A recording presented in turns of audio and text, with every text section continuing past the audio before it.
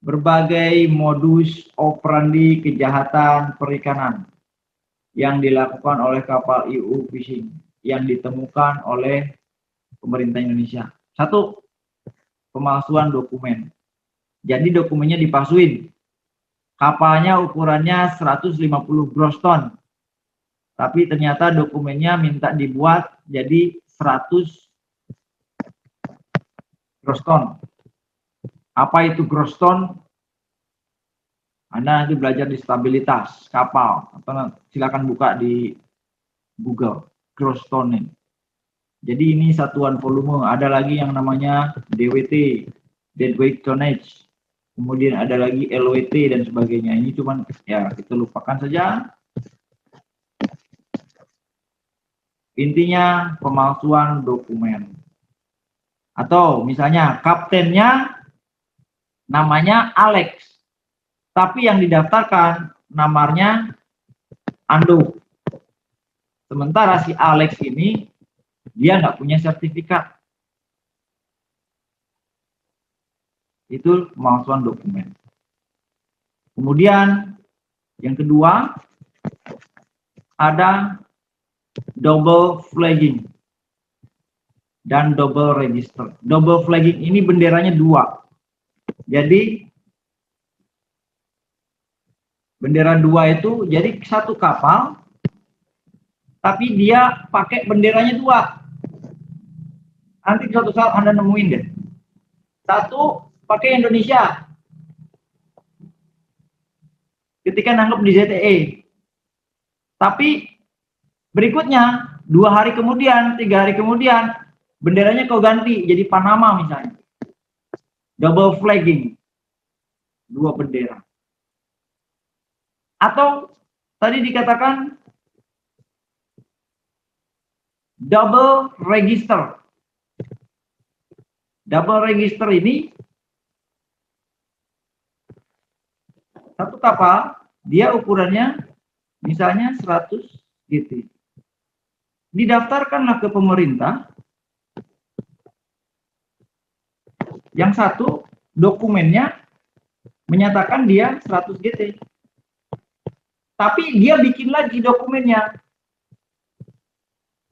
Jadi misalnya 50 GT. Misalnya. Jadi double register. Jadi terdaftar 2. Harusnya 1. Itu namanya double register. Kemudian yang ketiga, ini melakukan penangkapan tanpa izin. Tidak dilengkapi SLO, surat layak operasi. Tadi sudah dijelaskan ya. Mau nangkap tapi nggak pakai izin. Misalnya kapal gede 100 gross ton tapi kau nangkapnya di daerah pantai. Cuman 5 mil dari laut. Sementara yang 5 mil itu adalah wilayah khusus untuk nelayan. Tapi Anda nangkapnya kapal gede, nangkapnya di situ. Nggak pakai izin. Itu masalah. Kemudian ada yang keempat, modusnya ini ada modifikasi kapal tanpa izin. Mengganti call sign. Call sign itu Anda pernah lihat di kapal? Ya, di kapal ada di pesawat Anda pernah terbang ada PKDCA kalau di kapal ya. Ini saya gambar kapal. Kan gitu kan? Ya. Di sini di lambungnya ada tulisannya PKDCA. Papa Kilo Delta Charlie Alpha. Inilah yang namanya call sign. Setiap kapal, pesawat udara atau kapal laut, dia punya call sign. Ini aturan internasional.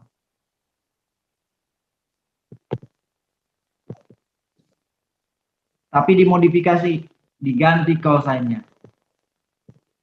Harusnya misalnya MPGAD di dokumen kau rubah jadi PBCAB. Itu. Atau ada lagi kasusnya kapal dia punya dokumennya nama call sign-nya ini kapal Baronang namanya misalnya. Kapal Baronang ini punya call sign didaftarkan di IMO International Maritime Organization misalnya kodenya PK BCA misalnya. PK biasanya untuk pesawat sebetulnya. Ini ada aturannya juga, nggak asal bikin. Ada aturannya. Kamu cari deh di Google. Aturan-aturan tentang pembuatan call sign. Kapal Baronang ini atau kapal siapa yang punya kapal? Kapal di Juwana deh. Ya, kapal Baronang dia punya call sign-nya ini. Dia di dokumennya harusnya ini, tapi ternyata dia nggak bawa dokumen ini. Dokumennya bukan ini, tapi dokumennya adalah PBDAB misalnya. Call sign-nya. Yang sebetulnya ini adalah milik kapal Nibung misalnya. Namanya kapal Nibung. Kapal ini sudah tenggelam, tapi kan dokumennya masih ada. Ya kan? Kapalnya sudah tenggelam, dokumennya masih ada, sementara kapal Baronang dia nggak bikin dokumen. Dokumen ini kau pakai di sini. Itu namanya modifikasi call sign, modifikasi dokumen. Karena yang Baronang ini, misalnya males lah gue mesti bayar-bayar atau gue mesti dideteksi misalnya, kan gitu. Mesti didatakan, konsekuensinya kalau mesti didatakan berarti kan dilihat. Dia nggak mau dilihat, udah ini kan kapal sudah tenggelam. Ini masih laku nih dokumennya, pakailah di sini. Itu melanggar. Sama kasusnya, contoh konkretnya adalah misalnya mobil, ya kan? Kan punya BPKB toh? Buku pemilik kendaraan bermotor kan? Ada nomor platnya Z1581HD. Kan gitu. Ternyata mobil ini ringsek ketabrak pohon, nggak bisa dipakai lagi.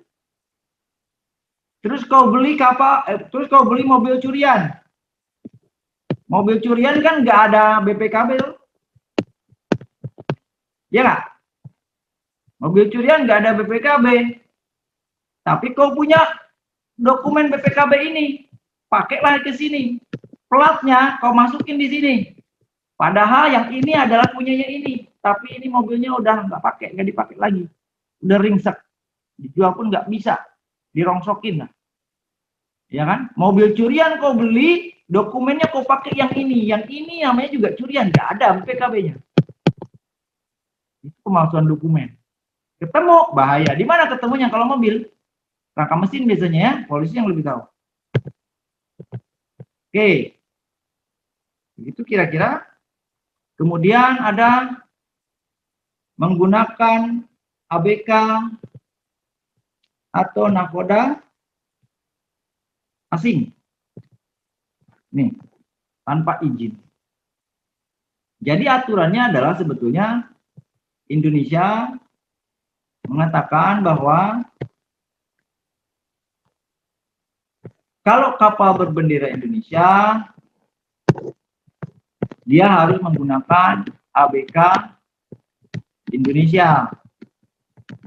Tapi kenyataannya, yang punya kapal ini, perusahaan ini nggak percaya sama ABK orang sini.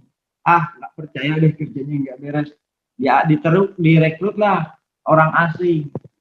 Misalnya orang Vietnam, orang Filipina. Yang tanpa izin, udah masukin aja langsung disuruh kerja. Itu modusnya ketemu, itu melanggar aturan, itu modus IUU fishing. Oke, berikutnya adalah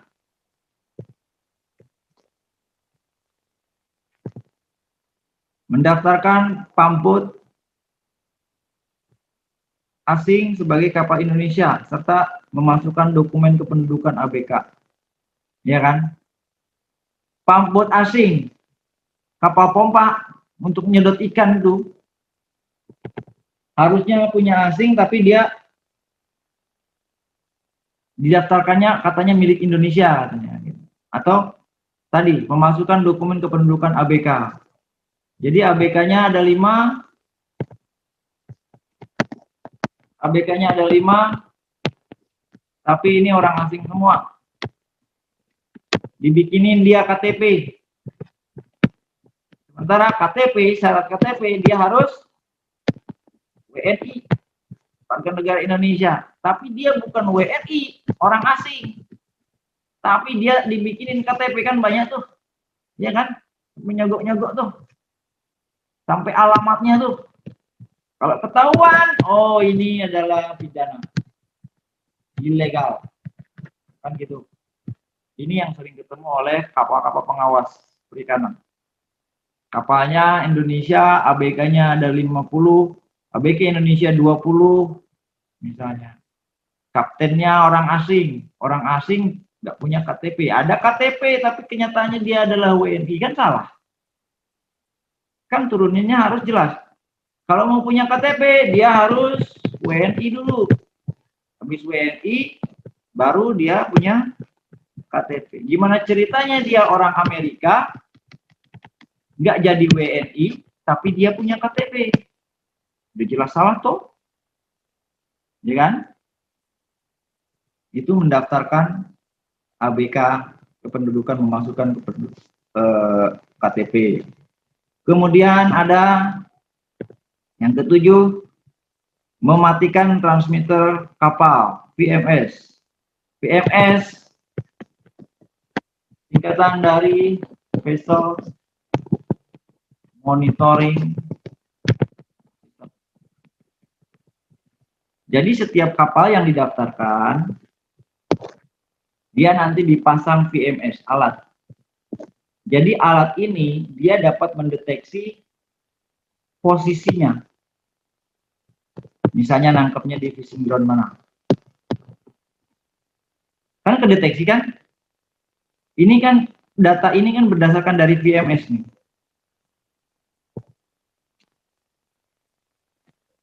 Nah, data ini kan dari VMS. Dia ada titik-titik ini yang kelihatannya dari satelit tuh. Lebih detailnya dia dari VMS. VMS, Vessel Monitoring System. Jadi kelihatan, oh nangkepnya di sini. Tapi kalau dimatikan, jadi nggak kelihatan. Kalau nggak kelihatan kan nggak jadi nggak terdeteksi.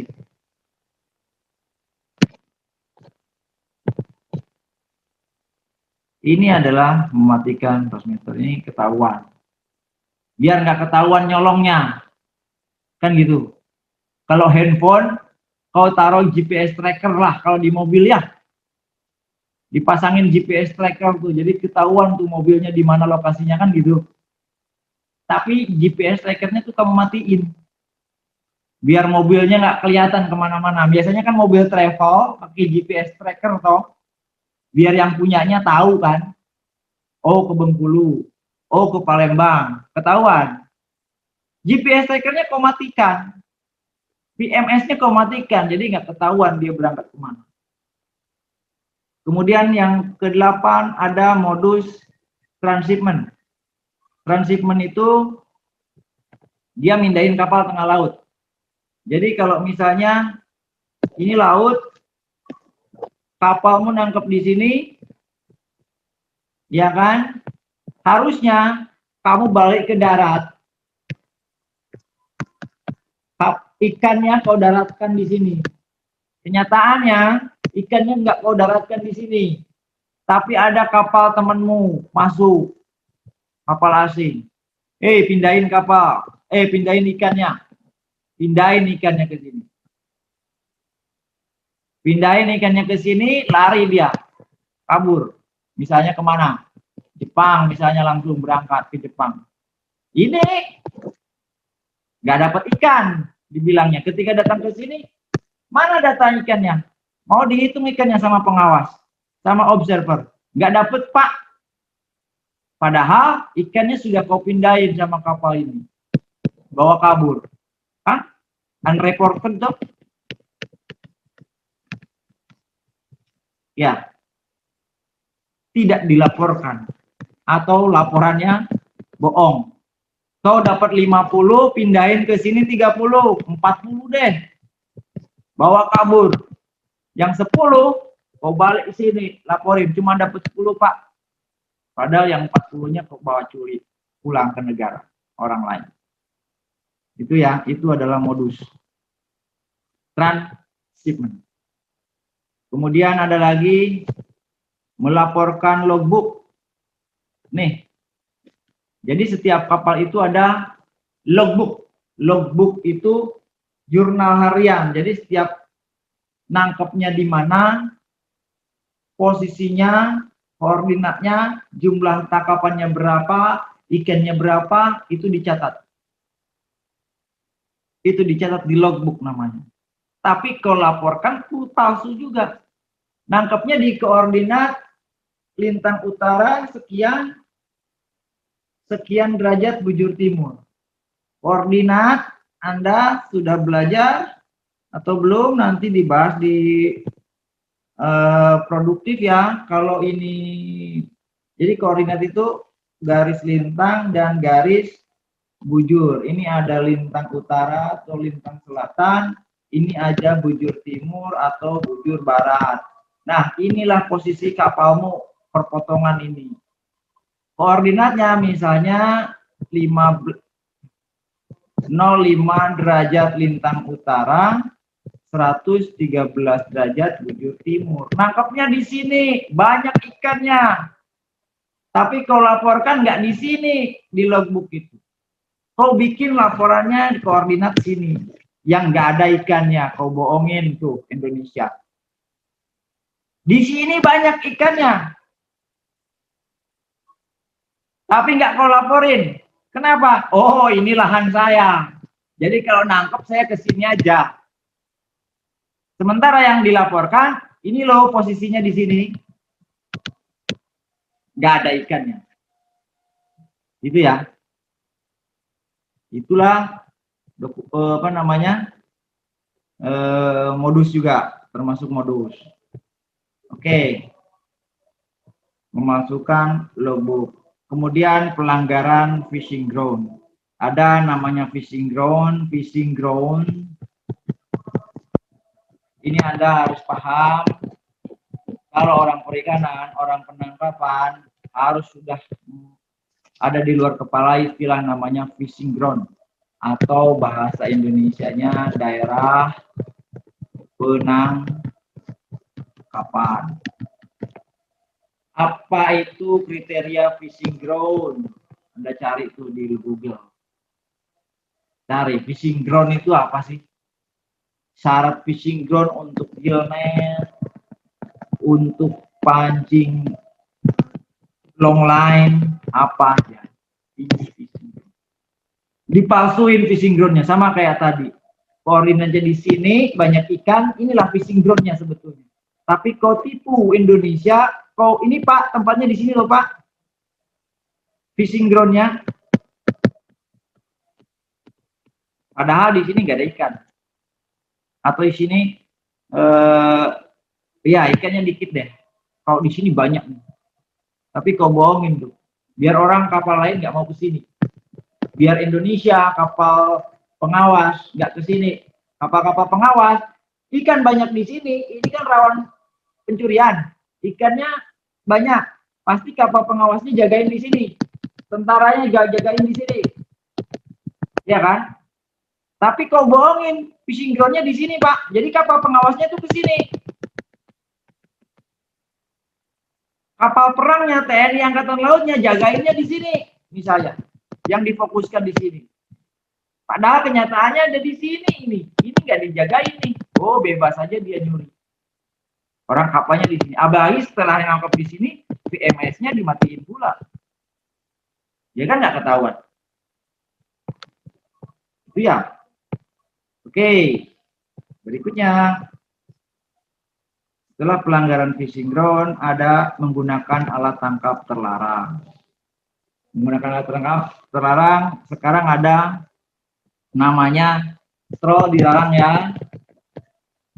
Belum dibuka lagi, belum dibolehin lagi, ini warisannya Bu Susi. Tidak boleh menggunakan troll, tapi tetap maksa pakai troll, juri-juri, nyolong.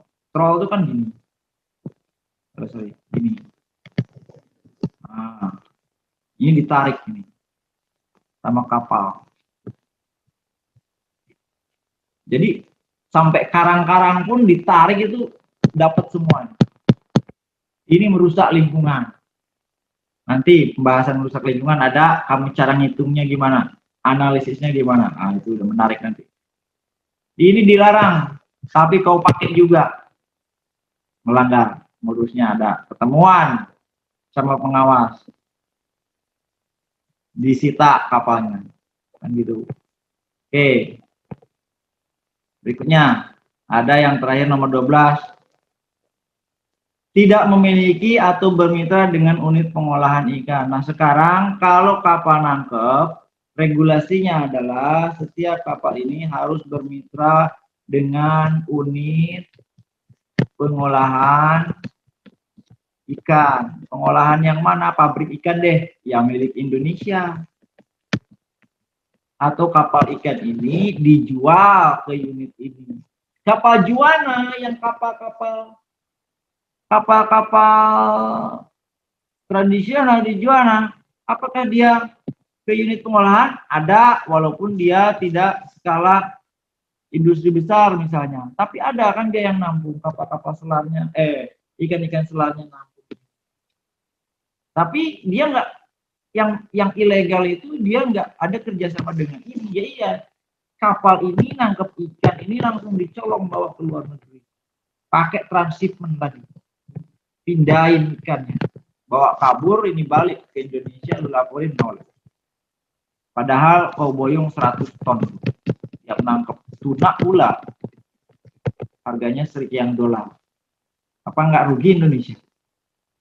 Kan gitu, dicolong.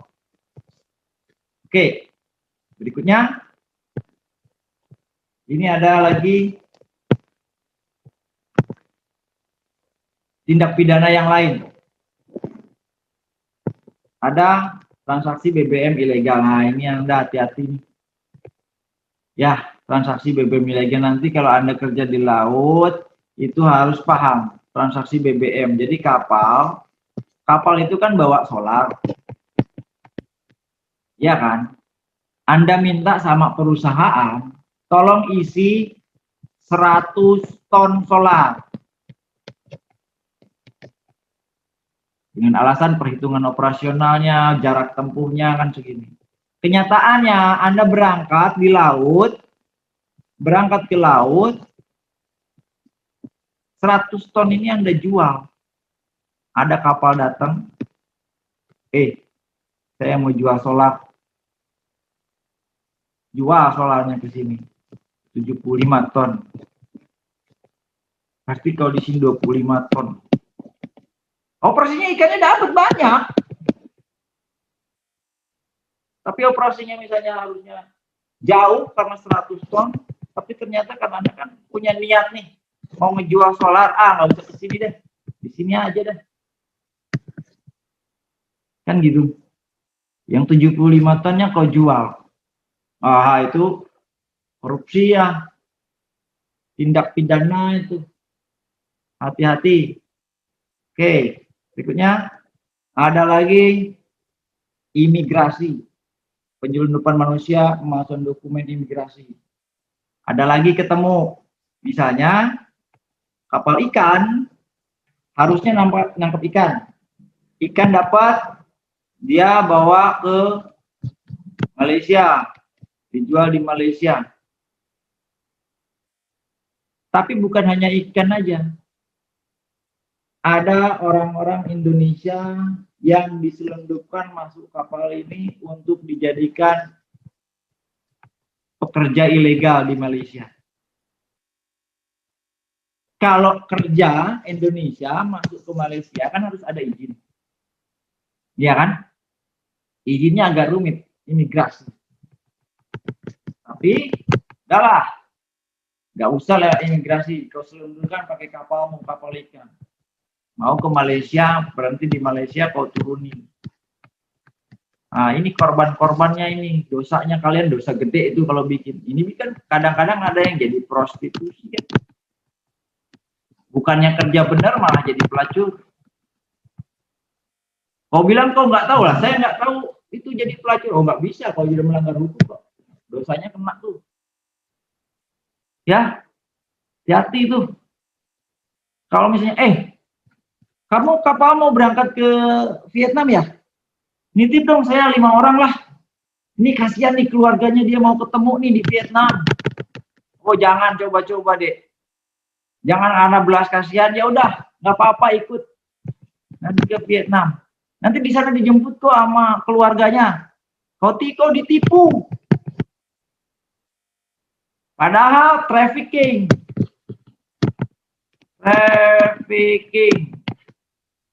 Jual apa? Perdagangan manusia. Perdagangan manusia. Di sini itu yang nunggu itu bukan keluarganya.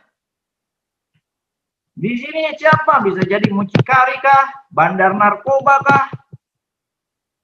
Ya kau ditipu. Suruh nitip 5 orang. Ketemulah sama kapal pengawas. Enggak Pak, itu ada keluarganya kok di sana. Kasihan. Ketika ditanya, mana dokumennya? Mana suratnya? Mana perizinannya? Oh, tidak dapat dibuktikan. Enggak ada surat-suratnya. Kau bisa mengelak dari hukum? Nggak bisa. Anda bisa kena pasal trafficking. Anda bisa kena pelanggaran trafficking. Dianggap takut jual beli. Apalagi kenyataannya iya.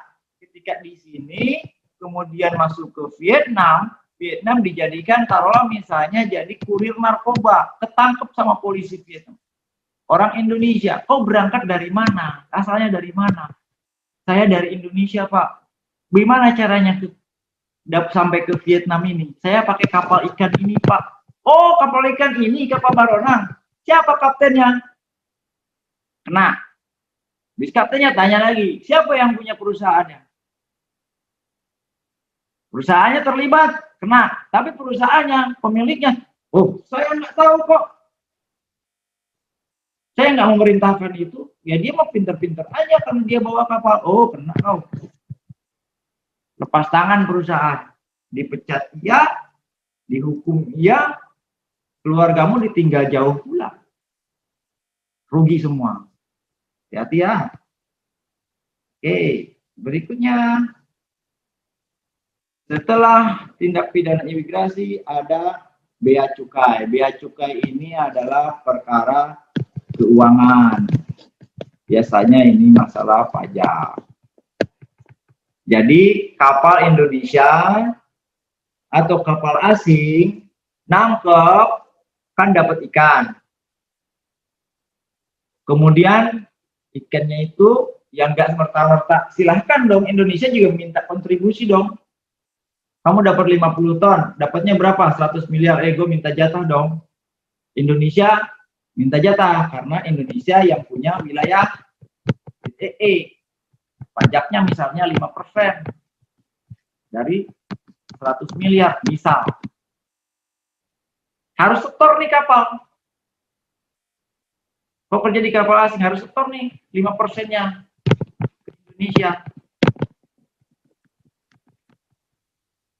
Tapi enggak kau setorin tuh 5%-nya. Enggak kau setorin. Dipalsuin. Coba bayangkan. Berarti kau menipu. Ya kan? Merugikan Indonesia. Lebih parah lagi. Penipuan tadi 100 miliar dapat ikan. 50 ton. Kenyataannya kau colong 70 ton di transshipment. Jadi kau balik ke Indonesia cuma bawa ikan 30 ton. Ya kan? 30 ton kau bayar pajaknya. Bayar pajak memang 5%. Tapi yang 70% ini ya dibayar pajaknya, udah dicuri. Transshipment udah. Kapalnya datang ke tengah, pindahin ikannya, pergi. Ya kan? Yang 30 ton kau laporin nih bayarnya Pak. 5% dari 30 ton. Kok tipu juga Indonesia, padahal kok dapatnya 100 ton tuh. Ya, tindak pidananya bea cukai. Kemudian ada money laundering. Money laundering ini dengar mungkin Anda, ini pencucian uang. Contoh pencucian uang tuh begini. Anda punya bisnis. Anda punya bisnis. Oke, tapi bisnisnya bisnis yang dilarang, bisnis narkoba misalnya. Kan begitu.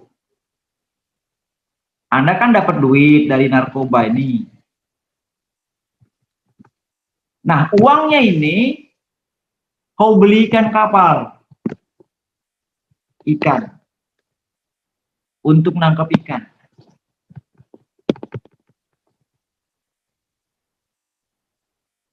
Tapi apalagi udah nangkep ikan kapalnya ini sebenarnya bukan untuk nangkep ikan, tapi untuk menyelundupkan narkoba. Oh, tambah-tambah tuh. Dia kan udah ilegal, pemalsuan dokumen, kemudian hasil uangnya juga kau puter itu, biar nggak kedeteksi. Kan gitu. Ada lagi kan kalau kasus-kasus korupsi itu, ada lagi yang pernah kita dengar di berita, ada pejabat dapat suap sekian ratus dolar, sekian ribu dolar deh, ya kan? Kemudian duitnya ini kau belikan properti, belikan tanah, belikan apa, apartemen gitu. Ya, biar nggak ketahuan dapat ini. Ini namanya money laundering, pencucian uang ilegal, ya, membahayakan negara. Oke, berikutnya ada pajak sudah, kemudian korupsi, oh otomatis, ya, korupsi udah tau lah. Nggak tahu, waduh, nggak mungkin deh. Kalau cari-cari banyak berita-berita tentang korupsi. Kemudian ada pelanggaran hak asasi manusia, human trafficking tadi sudah, ada forced labor. Forced labor itu forced labor, kerja paksa. Ini sering ketemu. Anda kerja di kapal, makanya saya bilang, kalau Anda nanti kerja di kapal, Anda harus tahu hukum, sedikit banyak tahu hukum masalah peraturan perairan, masalah perikanan, termasuk masalah gaji, tenaga kerja, masalah jam kerja. Dalam aturan, misalnya Anda jam kerjanya adalah 40 jam per minggu. Atau kalau dalam hari misalnya 8 jam per hari. Tapi Anda kerja di kapal, ternyata nggak 8 jam per hari, jadi 20 jam per hari. Tanpa dibayar, dipaksa, tanpa istirahat. Nah, itu namanya forced labor. Bahasa kerennya. Kalau bahasa dulu, bahkan sekarang jadi generik namanya kerja apa? Bahasa Belanda nih, kerja rodi. Kalau Jepang, romusha kan gitu. Dulu kan, waktu penjajahan, inilah namanya forced labor, kerja paksa. Apalagi di kapal ikan banyak, hati-hati Anda, tolong ya, hati-hati juga melihat perusahaan kapal ikan. Namanya di kapal, jauh, ada di laut, gak ada yang tahu. Kerja paksa 20 jam per hari tanpa dibayar. Tapi kalau dibayar gimana? Oh boleh, nggak apa-apa. Terus saya kalau kerjanya dari jam 12 malam sampai jam 8 pagi misalnya, tiap hari. Boleh nggak? Boleh saja kalau itu diatur. Yang penting setelah paginya kau istirahat. Karena perwira kapal, dia kan ada yang jam 12 pagi sampai jam 8 pagi. Jaganya jam 00 sampai 04. Perwira 1, perwira 2. Nggak bisa kok tuh ketuk. Tapi sudah ada aturannya, udah jelas, tidak melanggar hukum, nggak apa-apa. Jadi forced labor itu pokoknya nggak biasa deh, tidak manusiawi. Itu baru forced labor, kerja paksa. Oke. Terus ada forced labor, ada narkoba. Oke, tadi sudah dibahas ya. Kapalnya ikan, tapi dia nyelundupin narkoba. Sampai ketemu di materi berikutnya, dan jangan lupa untuk like, subscribe, dan share video ini.